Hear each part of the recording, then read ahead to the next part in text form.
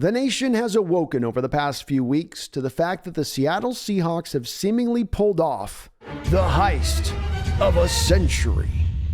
This crime may very well end up going down with some of the most impressive thefts in history. The Great Train Robbery, the Lufthansa heist, Bernie Madoff, the coronation egg that they stole in Ocean's 12.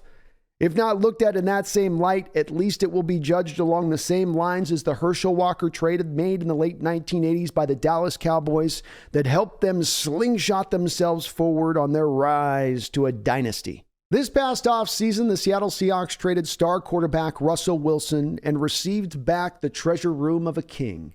2 first-round picks, 2 second-round picks, a 5th-round pick, Noah Fant, Shelby Harris, and Drew Lock. Being a mile high has taken Russell Wilson to new career lows. Right from the jump, in the first Bronco home opener, he was already being booed by the fans, and it's only gotten worse from there.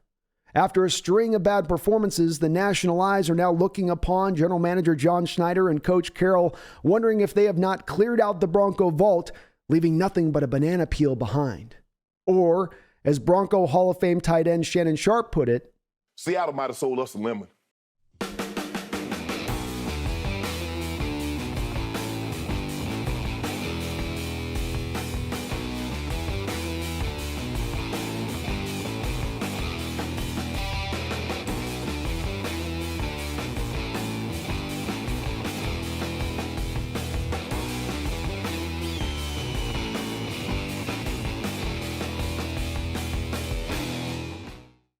There's been a lot of talk over the last couple of weeks regarding Russell Wilson's struggles and that Denver Bronco team underperforming versus where people thought they were going to be.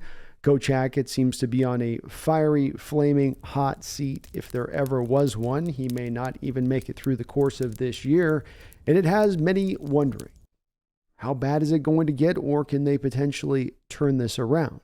Well, spoiler alert, my fellow Seahawks fans, they are not going to turn it around. Your Seahawks are going to have at least minimum a top 10 first-round pick in this next upcoming draft, as well as, don't forget, a top 10 second-round pick with that as well. It could be even juicier. And the reason why I have the confidence that it's going to go in that direction is that you could see some of these problems coming down the track through the course of this offseason, not just merely now where we stand. This Denver Bronco team is certainly a walking wounded unit that's not going to particularly get much better. They have more guys on IR than anybody else in the NFL, and many of these guys you are not going to be getting back. Very key members of this football team, guys like Javonte Williams, their best running back, or their best offensive lineman, Garrett Bowles, Ronald Darby, a very good cornerback for them. We can go down the whole list, but many of these guys aren't going to come back or aren't going to come back for a good amount of time. That's not going to improve for them. But beyond that part not improving, Russell Wilson's play is really going to be the part that doesn't improve here. And it may be that the accumulation of the injuries are going to degrade him so that he just can't tap back into that full self, back into that maximum dangerous Russell Wilson that we've seen in the past. I tend to think it's a little bit of something else. These struggles that Russell has had now are maybe perhaps a little bit born out of some of the injuries he sustained, but they also are born out of a lack of growth within his game that you're seeing now on wide display with the Denver Broncos.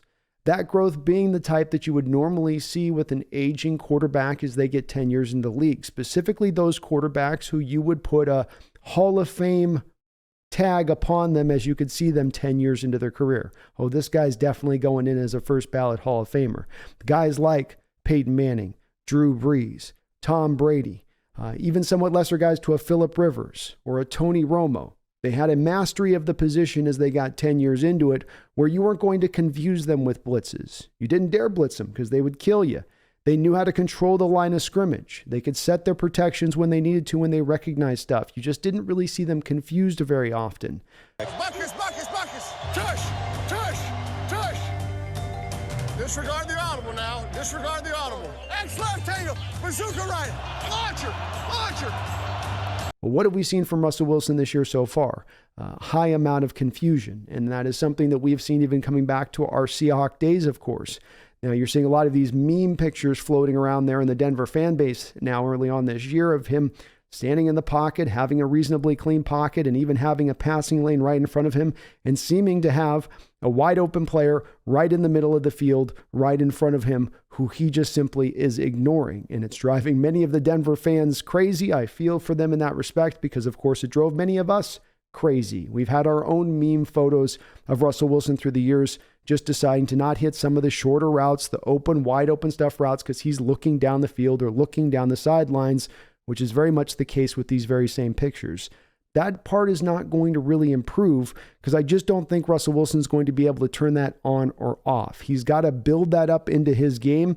And unfortunately, a lot of building that up into his game is probably going to be more of going back into the workshop in the offseason and truly trying to figure out if he can expand on that. Maybe it's just not a part of who he is to be able to be had. I tend to think that for those Bronco fans still looking for a little bit of hope out there into the future, that he can eventually turn some of this stuff around because some of it is mental, some of it is neck up stuff, as opposed to just being true erosion of the physical skills, where I do think, yeah, there is a little bit of that going on, but not to the degree you're hearing about some people talk about where, he's simply just a shell of himself somewhat physically. That's not even close. Has to do with just correcting himself from the shoulders up, being able to play with a little bit more confidence. Certainly that comes along with playing better football, but you put those things together and there would be hope for Russell on into the future to get there. I just don't think that's going to happen when he's going to be under as much duress as he is, when he's going to be under as much fire as he is under right now. That offensive line for the Denver Broncos, and quite frankly, this front office of the Denver Broncos, are not setting him up to succeed right now. They went into this offseason and they went on and got Russell Wilson, and many said, okay, this instantaneously puts them as one of the top rungs in the AFC. I pushed back on that at the time because they didn't do anything to really address their offensive line with this trade. And if you look at the Denver Broncos offensive line over the last couple of years, it's been 26th and 28th respectively over those two seasons as far as its pass block efficiency goes.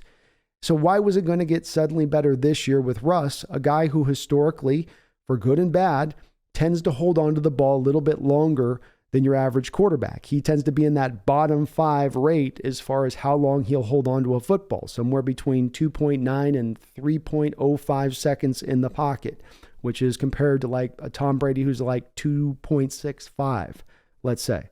That's not a good pairing with those two measures. And again, where is the hope that that's going to get better necessarily this season versus having to wait into maybe an offseason when now the Broncos can maybe go out somehow, some way and improve the pass protection of that offensive line. If you want to get more out of Russell going forward, it is both, yes, him learning a little bit more from the neck up, but it's also the Denver Bronco front office going out there and putting an offensive line out there that would be the very first in his entire career that would be a pass protecting offensive line first and foremost. I think that would aid Russell in a lot of ways to now being able to maybe develop that game a little bit further, as opposed to you're always under duress, always trying to figure stuff out. But when you look at this schedule going forward for this Denver Bronco team, when you look at the injury situation, when you look at Russell's game not necessarily evolving with age as some of the physical skills start to diminish, when you look at the aspect that Hackett is definitely so far in over his head, he drowned long ago, the body is now just simply bloating. Put that all together, and there is not a lot of hope for this upcoming season. And if they can't take down a team like the Jets this upcoming week, that schedule's only going to get significantly tougher, and you start to remove those few wins that you see even remaining now in the schedule. And this Seattle Seahawks first-round pick that they're getting from the Denver Broncos suddenly goes from my position being an absolute almost deadlock at this point of being a top 10 first-round pick to potentially even being a top 5 pick to potentially even being higher.